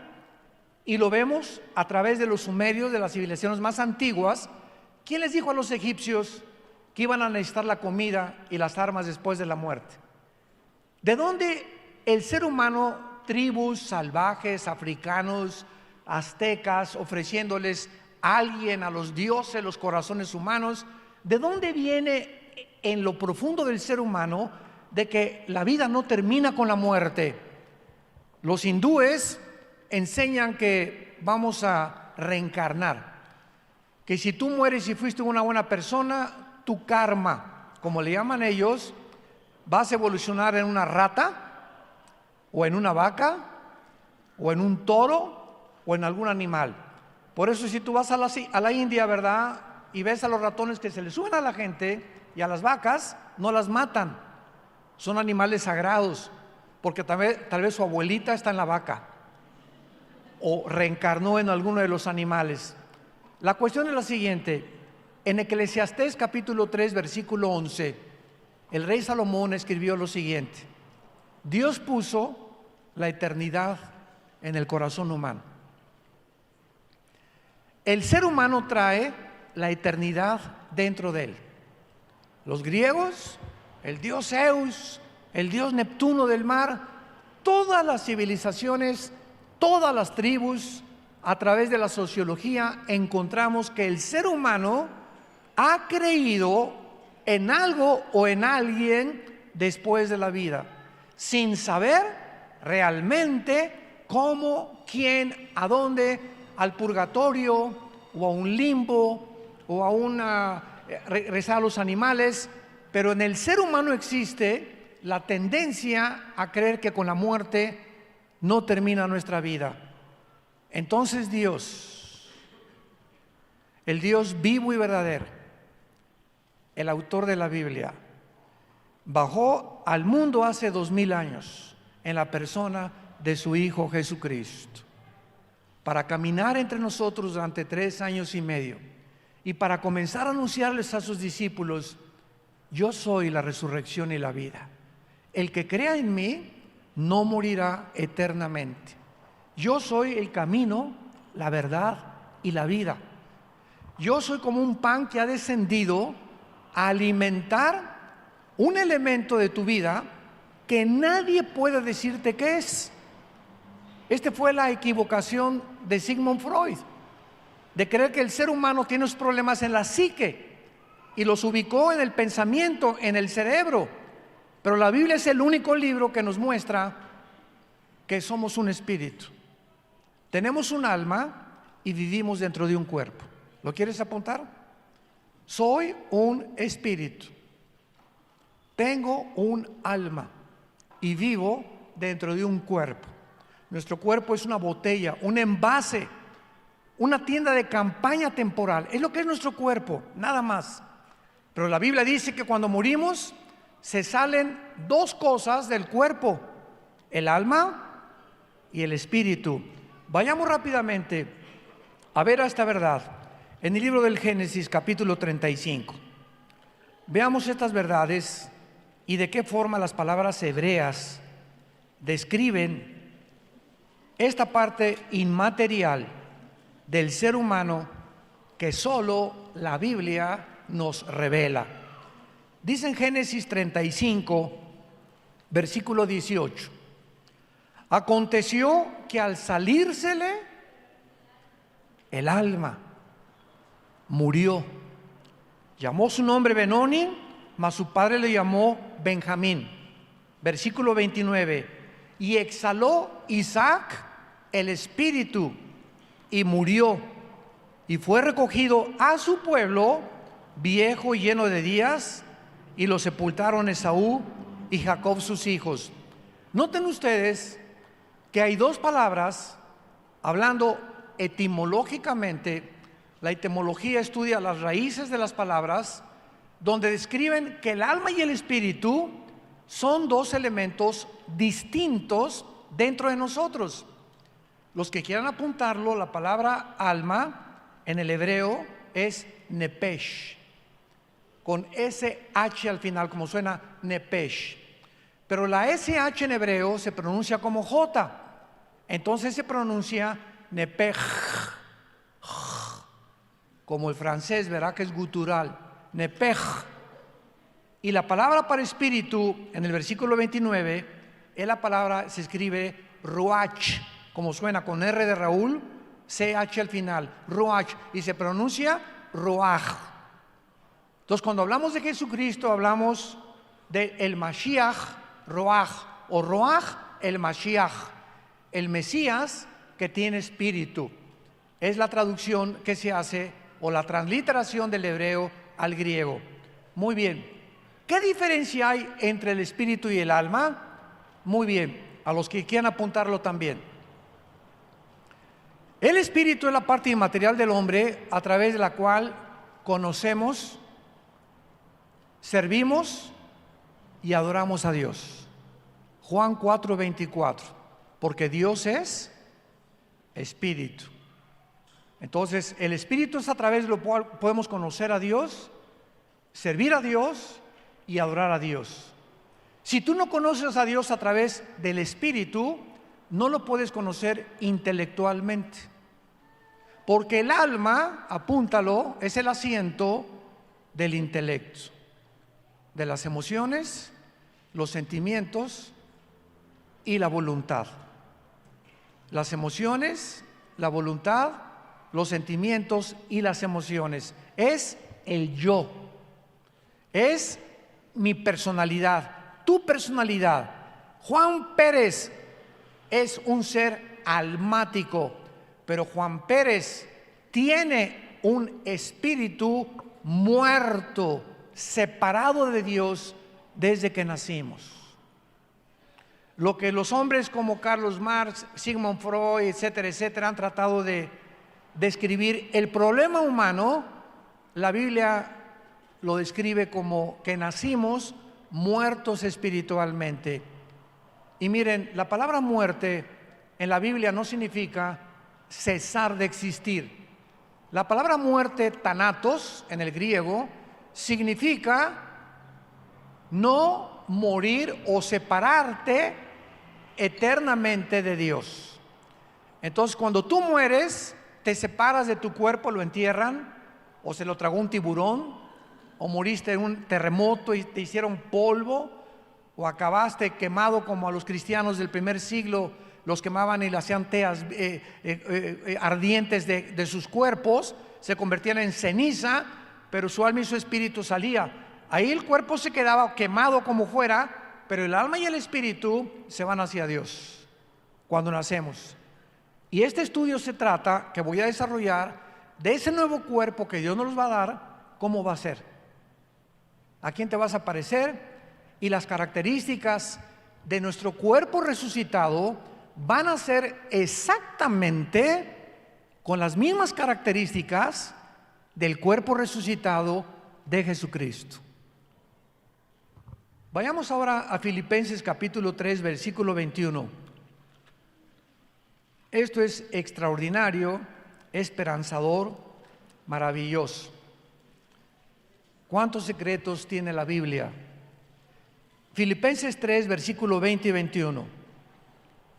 mas nuestra ciudadanía está en los cielos, de donde también esperamos al Salvador, al Señor Jesucristo, el cual transformará, y esta palabra es la palabra griega metamorfeo, de ahí viene la palabra metamorfosis, que es el cambio que sufre un gusano cuando se convierte en mariposa.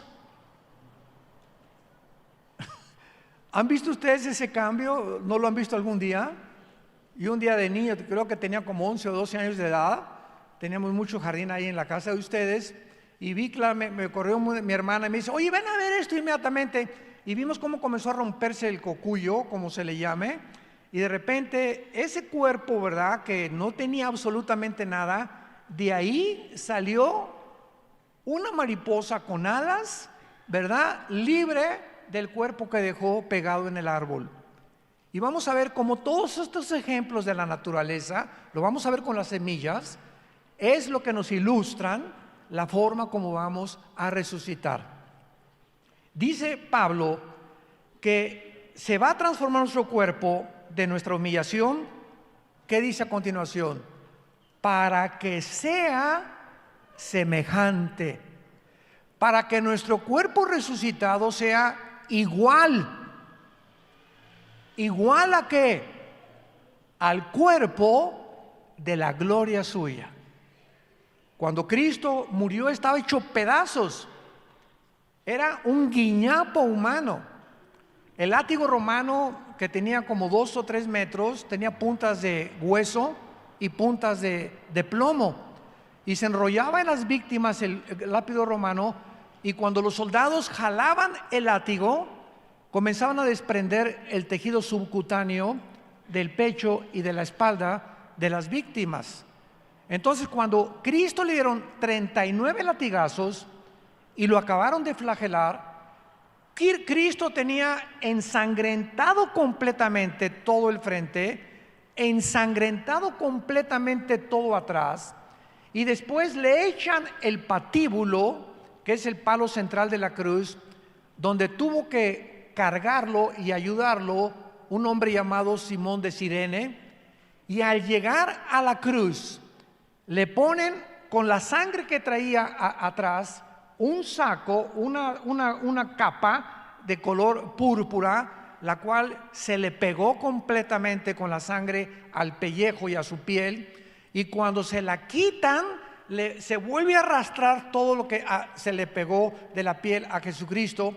Y cuando lo acuestan en la cruz, imagínense el contacto de los tejidos subcutáneos sin piel con la madera aquí, y lo levantan y los clavos lo jalan y se vuelve otra vez a jalar su cuerpo con la espalda, y los sufrimientos de Cristo fueron completamente, que no siquiera se pueden describir ni poder realmente conocer a fondo de lo que sufrió Él por tus pecados y por mis pecados.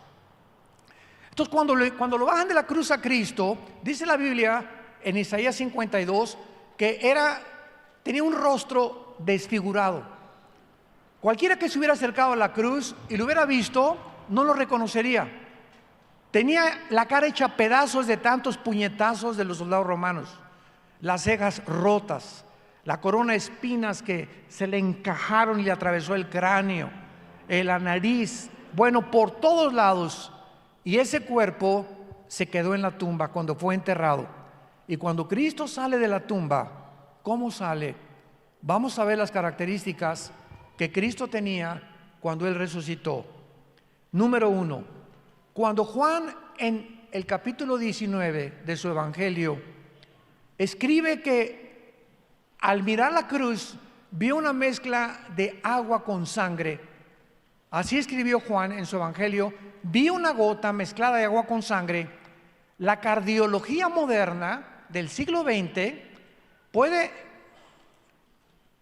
explicarnos que cuando se mezcla la sangre con el agua es por causa de la rotura del pericardio. Lo explicamos el viernes, que es la capa que cubre el corazón. Entonces, cuando el soldado le atravesó el pulmón derecho a Cristo, Cristo ya estaba muerto en la cruz, porque vamos a ver en la siguiente conferencia las evidencias de la resurrección, porque han inventado de que lo bajaron vivo, que lo enterraron en un estado cataléptico. Bueno, tantas tonterías, ¿verdad?, que han inventado para poder contradecir que Jesucristo volvió a vivir. Entonces Cristo murió realmente, completamente murió, científicamente demostrado hace 2000 años, cuando la sangre y el agua se mezclaron y fue lo único que le salió del costado que escribió Juan que tenía. Entonces, cuando Cristo resucita, resucita con ciertas características que son muy interesantes. Número 1, el nuevo cuerpo de Cristo ya no tenía sangre. Número 1.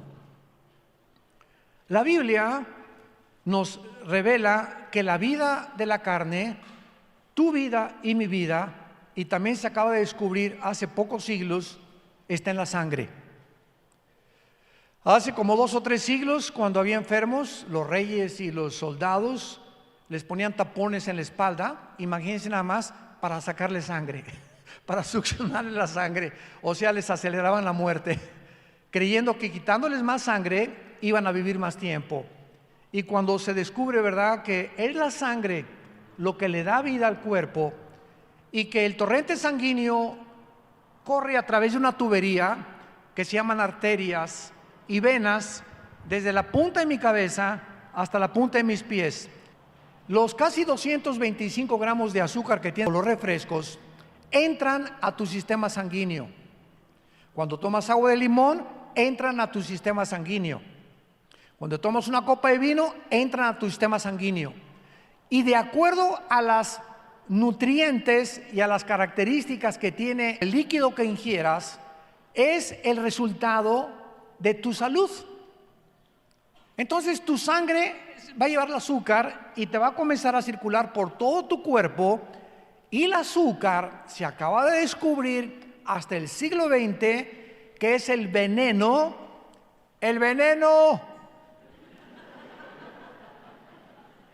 más grande de la salud y del cuerpo humano, porque destruye el sistema de defensas que se conoce como el sistema inmunológico. Entonces, cuando comienzas a tener mucho azúcar, muchas veces ese azúcar se va también a los riñones.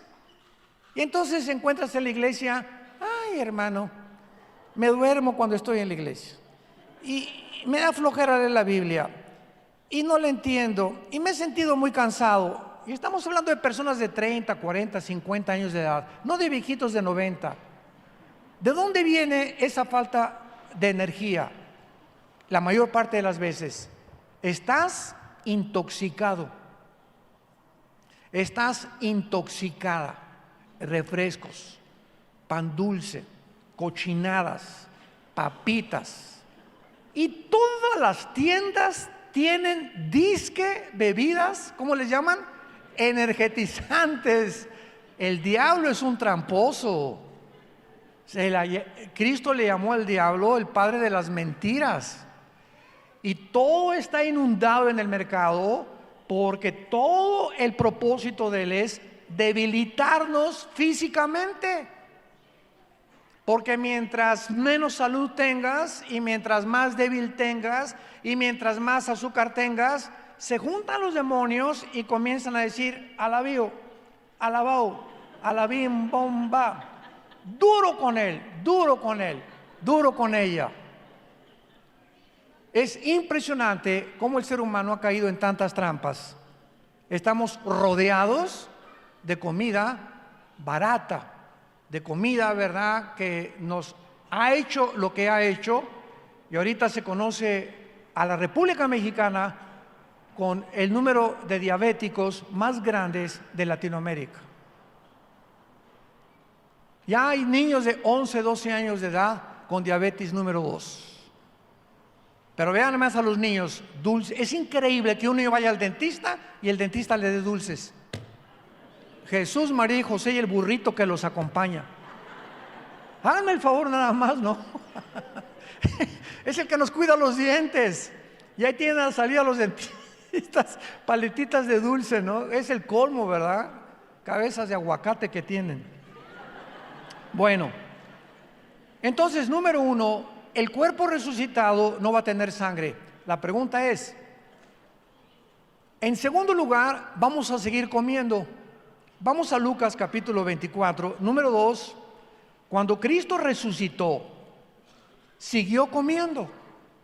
Y lo más asombroso y más interesante es que no comió maná o comida de los ángeles, comió pescado guachinango al mojo de ajo. Bueno, estoy exagerando. No sé si tenía mojo de ajo, pero comió pez, pescado y miel, alimentos que alimentan el cuerpo humano tuyo y mío. Dice Lucas 24 que cuando se les apareció a los discípulos en Emaús, versículo 36, Lucas 24, 36, mientras ellos aún hablaban de estas cosas, Jesús se puso en medio de ellos y les dijo: Shalom. Shalom, que la palabra hebrea que significa paz. ¿Saben lo que significa shalom? Claro, paz. Pero cada palabra hebrea tiene 6 u 8 significados. La palabra shalom es la palabra más completa en el hebreo, porque significa paz, bienestar, salud, tranquilidad, equilibrio y sabiduría, que son las características que necesitamos para poder vivir para Dios. Yo no puedo vivir para Dios como una pepita en comal.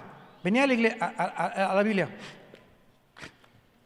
pásame una de tequila, pásame mis chochos, y levantarme a las 12:30 de la noche como león enjaulado, lo que le llaman el estrés, que es el ataque más tremendo a la salud, el estrés, porque ya sabemos lo que es la enfermedad psicosomática, que tu estado mental afecta a tu sistema cardiovascular, cardiopulmonar, etcétera, etcétera. Todo lo que tienes aquí en la mente, lo que tenemos, afecta nuestro cuerpo.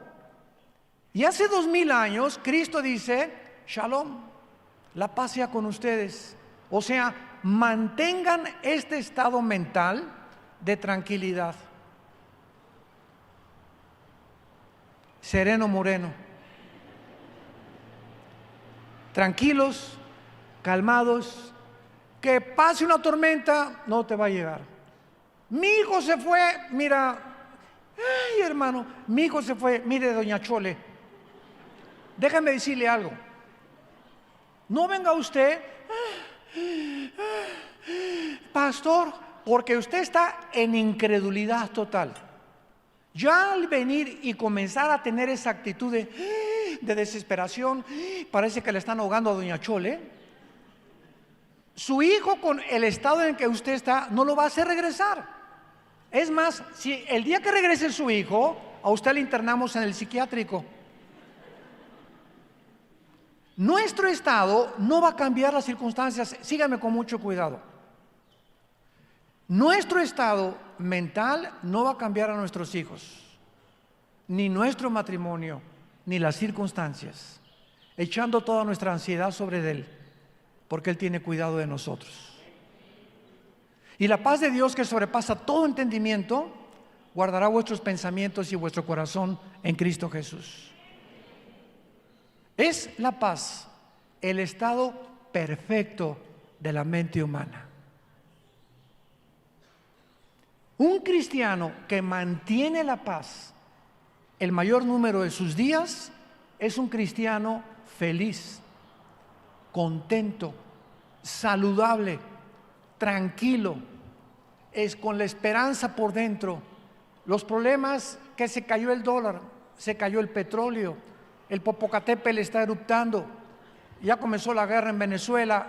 No importa lo que nos rodee en el mundo, el hecho que yo me exalte, que me quite el sueño, que me quite la paz y que me convierta en un energúmeno amargado o con rencor, no va a cambiar las circunstancias, porque las circunstancias están en manos de Dios. Hace algún tiempo había un rey en la India que hizo un concurso para que la gente pudiera pintar un cuadro que describiera la paz. Y él iba a dar quién sabe cuántas piezas de oro al que ganara el concurso. Entonces vino un pintor y pintó un pasaje precioso oaxaqueño. Y ahí estaba, ¿verdad?, los magueyes, estaba todo el sol al fondo, el cielo, y le pusieron ahí una palomita de calificación. Vino otro, unos jardines hermosos, etcétera, etcétera, que también reflejaban mucha paz, y tampoco le gustó al rey. Y el cuadro que ganó el premio era un pajarito junto a una cascada dormido. Y esa es la paz, estar junto a nuestros problemas y cayendo y temblando el mundo a nuestro alrededor, y nosotros no perturbarnos interiormente. A ese cuadro le dieron el primer lugar. Esa es la paz. Vivir en un mundo confuso como el que estamos viviendo, incierto, rumores de guerras, problemas, climatología loca, pero nosotros en lo interior tenemos tranquilidad, porque Jehová es mi pastor y nada me faltará. Si tú no tienes esa vida, tu cristianismo es pura religiosidad. Si tú no has llegado a comenzar ya a vivir de esa manera, tu cristianismo es inmaduro. No has llegado a crecer y a madurar en la vida cristiana. Entonces, ¿cómo será el organismo interno para que podamos nosotros seguir comiendo y poder entender que sin sangre ahora vamos a funcionar? Bueno, vamos a ver la respuesta en 1 Corintios 15, en nuestro pasaje, y vamos a ver las maravillas de Dios en su diseño y en su creación de los diferentes cuerpos que Él ha formado y creado. En el versículo 35 le preguntaron a Pablo: ¿cómo resucitarán los muertos? ¿Con qué cuerpo vendrán? Pablo apela a la horticultura.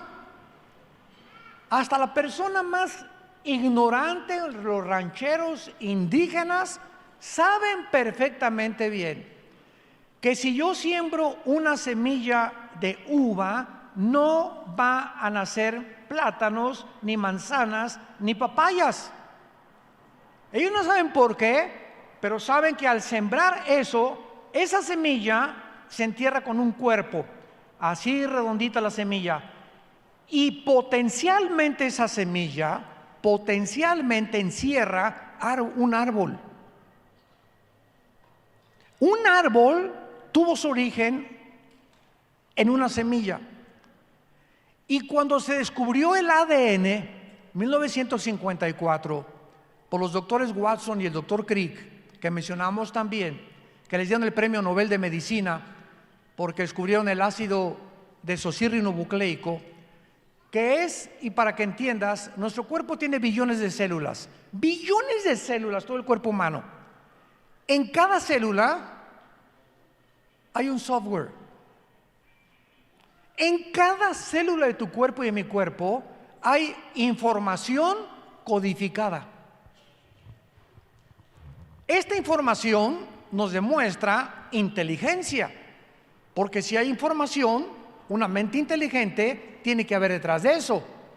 Y en cada célula de tu cuerpo está escrito quién eres, tu tamaño, tu estatura, tu color de piel, tu color de ojos, enfermedades de tus tatarabuelos que pueden transmitirse, de tus abuelos, la mitad de los cromosomas de tu mamá y la mitad de los cromosomas de tu papá y de los míos también. Traemos la información de mi mamá y traigo información de mi papá. Y todo esto venía en un esperma de mi papá microscópico, de los millones que existen en una eyaculación. Cuando se juntó con mi mamá, el cromosoma Y de mi papá fertilizó el cromosoma 2X de mi mamá y salimos macho camacho. las mujeres no tienen el cromosoma Y que tenemos los varones. Entonces, biológicamente, el que determina nuestro género no es la doctora Corazón, ni los sexólogos, ni la famosa ideología de género que se formó en el infierno. El que determina nuestro género es Dios. Y si tú tienes el cromosoma Y aquí en tu mente te dice que tú eres Madonna y que no eres macho Camacho, estás negando tu biología y afectando tus neuronas. Entonces tienes un problema psíquico con raíz espiritual. Y al rechazar nuestra ideología de género, estamos nosotros atacando a Dios. Y sufrimos las consecuencias mentales, demostrado por la Asociación Psiquiátrica de Los Ángeles, que el 66% de las personas transgénero que han tratado de cambiar su género se suicidan. Se quitan la vida. Porque una vez que cambian su género se dan cuenta que pueden cambiar su género o sus órganos genitales, pero no pueden cambiar su biología.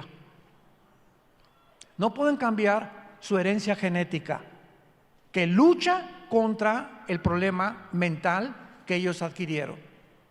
Hemos violado las leyes de Dios. Entonces, es maravilloso que la resurrección se compare con las semillas.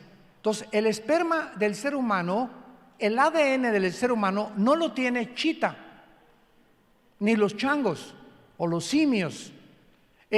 La semilla y la información genética de una papaya tiene los ingredientes nutricionales y los minerales que Dios le puso a la papaya para que cuando tomes papaya sepas que tu flora intestinal va a ser beneficiada, porque la papaya es buenísima para la digestión. La manzana, que le llaman la reina de las manzanas, no tiene las características que tiene la papaya, tiene otras. Un huevo tiene los aminoácidos que no tiene ningún otro alimento. La uva tiene los anti-envejecimiento y los antioxidantes que no tiene tampoco ninguna semilla. Entonces vemos que toda la creación a nuestro alrededor es diferente por la información que Dios le puso a cada semilla. Sigamos leyendo. Versículo 38. Pero Dios le da el cuerpo como Él quiso. ¿Cómo son las uvas? Chiquitas, verdecitas o moraditas. Las papayas, un poquito más grandes, rojizas, amarillitas por dentro. Las manzanas hay verdecitas, hay rojas. Los mangos tienen otro contorno, los plátanos tienen otro contorno. ¿Quién les dio a esas semillas el cuerpo con lo cual conocemos las frutas? Dios. Ok. ¿Cuántos cuerpos tienen las frutas? Uy, hay cientos de frutas. Ahora, al mismo tiempo, Dios a las aves les dio un cuerpo. Y el diseño de Dios, impresionante a las aves, fue que nunca el ser humano, aunque inventamos ya los aviones y volamos, jamás tendremos las características para poder volar como las aves. Les dio un cuerpo especial para que sientan las diferentes capas del aire y se mecen y venga el águila como a 3-4 kilómetros y pueda matar a un pescado, etcétera, etcétera. El halcón tiene otras características, pero el cuerpo de las aves es diferente al de los peces. Los peces, para que sobrevivan en su hábitat, necesitan un sistema de branquias de respiración diferentes a los mamíferos terrenales. Entonces dice el versículo 39, no toda carne es la misma carne. Asombrémonos. Una carne es la de los hombres. Nuestro cuerpo no fue para vivir debajo del mar. Nuestro cuerpo no fue para agarrar con nuestras manos diseñadas especialmente para tocar el piano, tocar instrumentos, tocar la guitarra, escribir, etcétera, etcétera, para agarrarnos de las ramas de los árboles como las manos que tienen o las garras que tienen los changos y otros mamíferos y otras criaturas terrestres. Nuestro cuerpo fue diseñado para vivir sobre la faz de la tierra. Nuestro cuerpo no fue diseñado para vivir en la luna. ¿Ya saben de las nuevas lunas de miel a la luna? Por el amor de Dios. ¿De cuál fumaron? ¿Cómo es posible que yo quiera irme de luna de miel a la luna, donde en la luna no existe el espectro electromagnético para comunicarnos? Necesito una escafandra. ¿Cómo voy a besar a mi esposa? Le voy a mandar los besos así nada más, ¿no? ¿Cómo es posible que lo pueda comparar con mi luna de miel en Cancún, por el amor de Dios? O en Acapulco, en Puerto Vallarta, ¿no? Pero así estamos de locos. Hay un ruso que pagó millones de dólares por ser el primero en irse para allá. Pues ahí nos vemos, mundo cruel, después te veremos. Pero es impresionante que Hechos 17, Pablo dijo que Dios nos hizo para habitar sobre la faz de la tierra, y antes que Alberto Einstein descubriera a través de la teoría de la relatividad que es imposible que el hombre conquiste el espacio, a lo mucho llegaremos a la luna y mandaremos ahí pininos a Marte, pero es imposible que el ser humano, como la guerra de las galaxias y las naves espaciales, por dos situaciones. Una, la velocidad de la luz, 300,000 kilómetros por segundo. Por más que desarrollemos una nave que vaya a la velocidad de la luz, se desintegraría, en segundo lugar, por la velocidad de la luz, y en segundo lugar, por el tiempo. El tiempo en el espacio no pasa igual que el tiempo aquí en la tierra. Si tu novia o tu esposa o tu esposo te dice: mi amor, soy astronauta, me voy a Marte, nos vemos en 5 años. Cuando regrese tu esposo a los 5 años, tú vas a tener 60 y él 50. Te va a decir: bye. ¿Por qué? Porque se envejece más rápido aquí en la tierra que en el espacio. Determinando la distancia del planeta con el Sol, es como se termina. La Tierra gira sobre 24 horas alrededor del Sol. La Luna tiene su circunferencia, su órbita orbital. Marte tiene otra mucho más lento. Plutón tarda como 10 años en darle una vuelta completamente. Y de acuerdo a cómo nos vamos alejando, descubrimos que no fuimos hechos ni diseñados más que para vivir en este maravilloso, precioso planeta que se llama la Tierra, con bosques, lagos, ríos, frutos, paisajes, puestas del sol que el hombre ha convertido en un basurero. Entonces, cuando nosotros resucitemos, vamos a tener, versículo 40, hay cuerpos celestiales. La Biblia dice que los ángeles tienen cuerpos como los nuestros.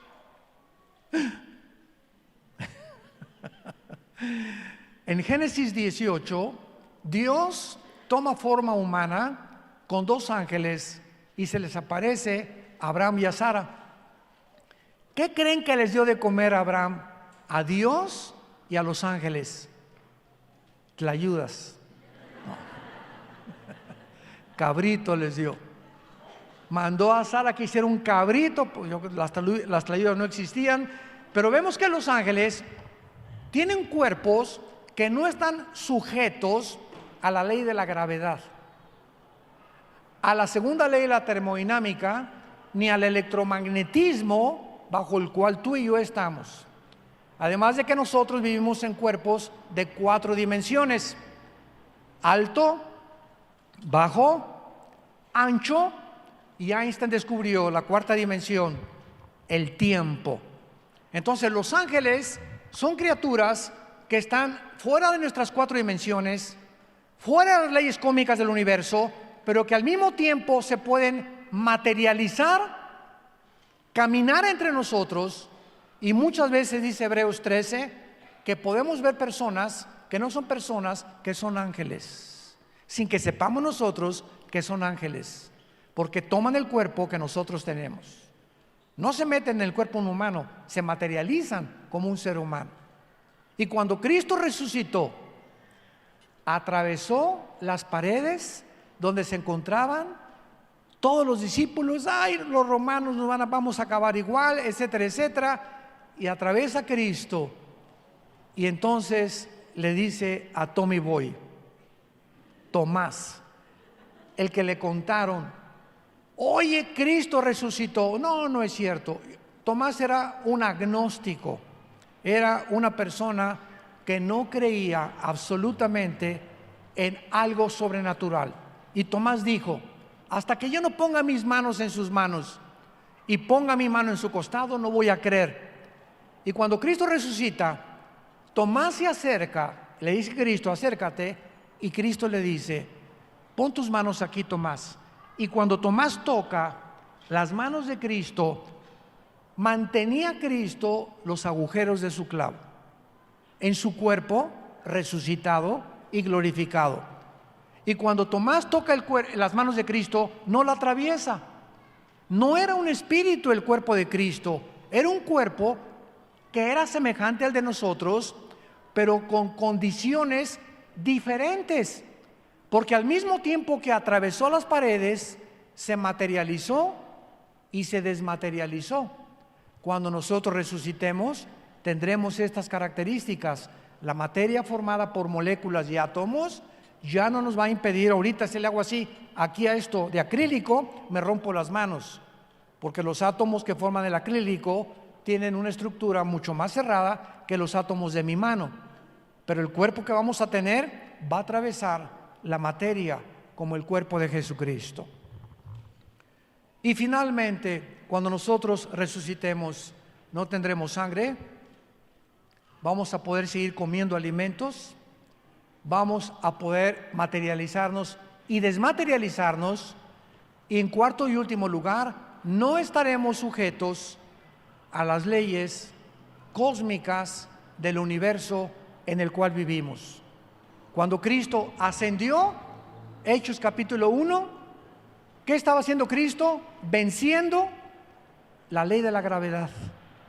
¿Cuál es la ley de la gravedad? Que la ley de la gravedad atrae a todos los cuerpos más pesados que el aire hacia el centro de la tierra. Entonces Cristo se enfrenta a los discípulos, comienza a elevarse y ante los ojos de los apóstoles se va al cielo con su Padre a preparar lugar para nosotros. Cuando nosotros resucitemos, las leyes que actualmente operan no estarán en función a las leyes bajo las cuales estaremos cuando todo esto lo olvidemos. Y dice Isaías 65, 66, ya no me da tiempo, vamos a seguir comiendo frutas y vamos a ser vegetarianos otra vez. Vamos a seguir reproduciéndonos, vamos a seguir teniendo hijos. Isaías 65, ya no habrá maldición para parir de las mujeres y nadie habrá con envidias que te quieren robar, ni mucho menos. Durante 1000 años, el milenio, viviremos aquí en este planeta, restaurada la ecología con Jesús, que serán nuestras vacaciones. ¿Cuántos de ustedes ya tienen, no levante la mano, a Jesús en su corazón? En este momento la puedes tener diciéndole las siguientes palabras. Inclina tu cabeza y con todo tu corazón dile estas palabras. Él resucitó, Él te está escuchando, Él está tocando a las puertas de tu corazón diciéndote, dame la oportunidad de entrar a tu vida. ¿Qué pierdes? ¿Has arriesgado muchas cosas? Esto es la maravilla más grande que puedas enfrentar. Ábreme tu vida y entraré a ti, y mi Padre y yo cenaremos contigo y tendremos comunión contigo. Solo dile, Señor mío y Dios mío, te pido perdón por mis pecados. Creo que en esa cruz diste tu vida y tu sangre para lavarme y perdonarme, transformarme y darme el poder de ser otra persona para poder conocerte, adorarte y servirte en espíritu y en verdad.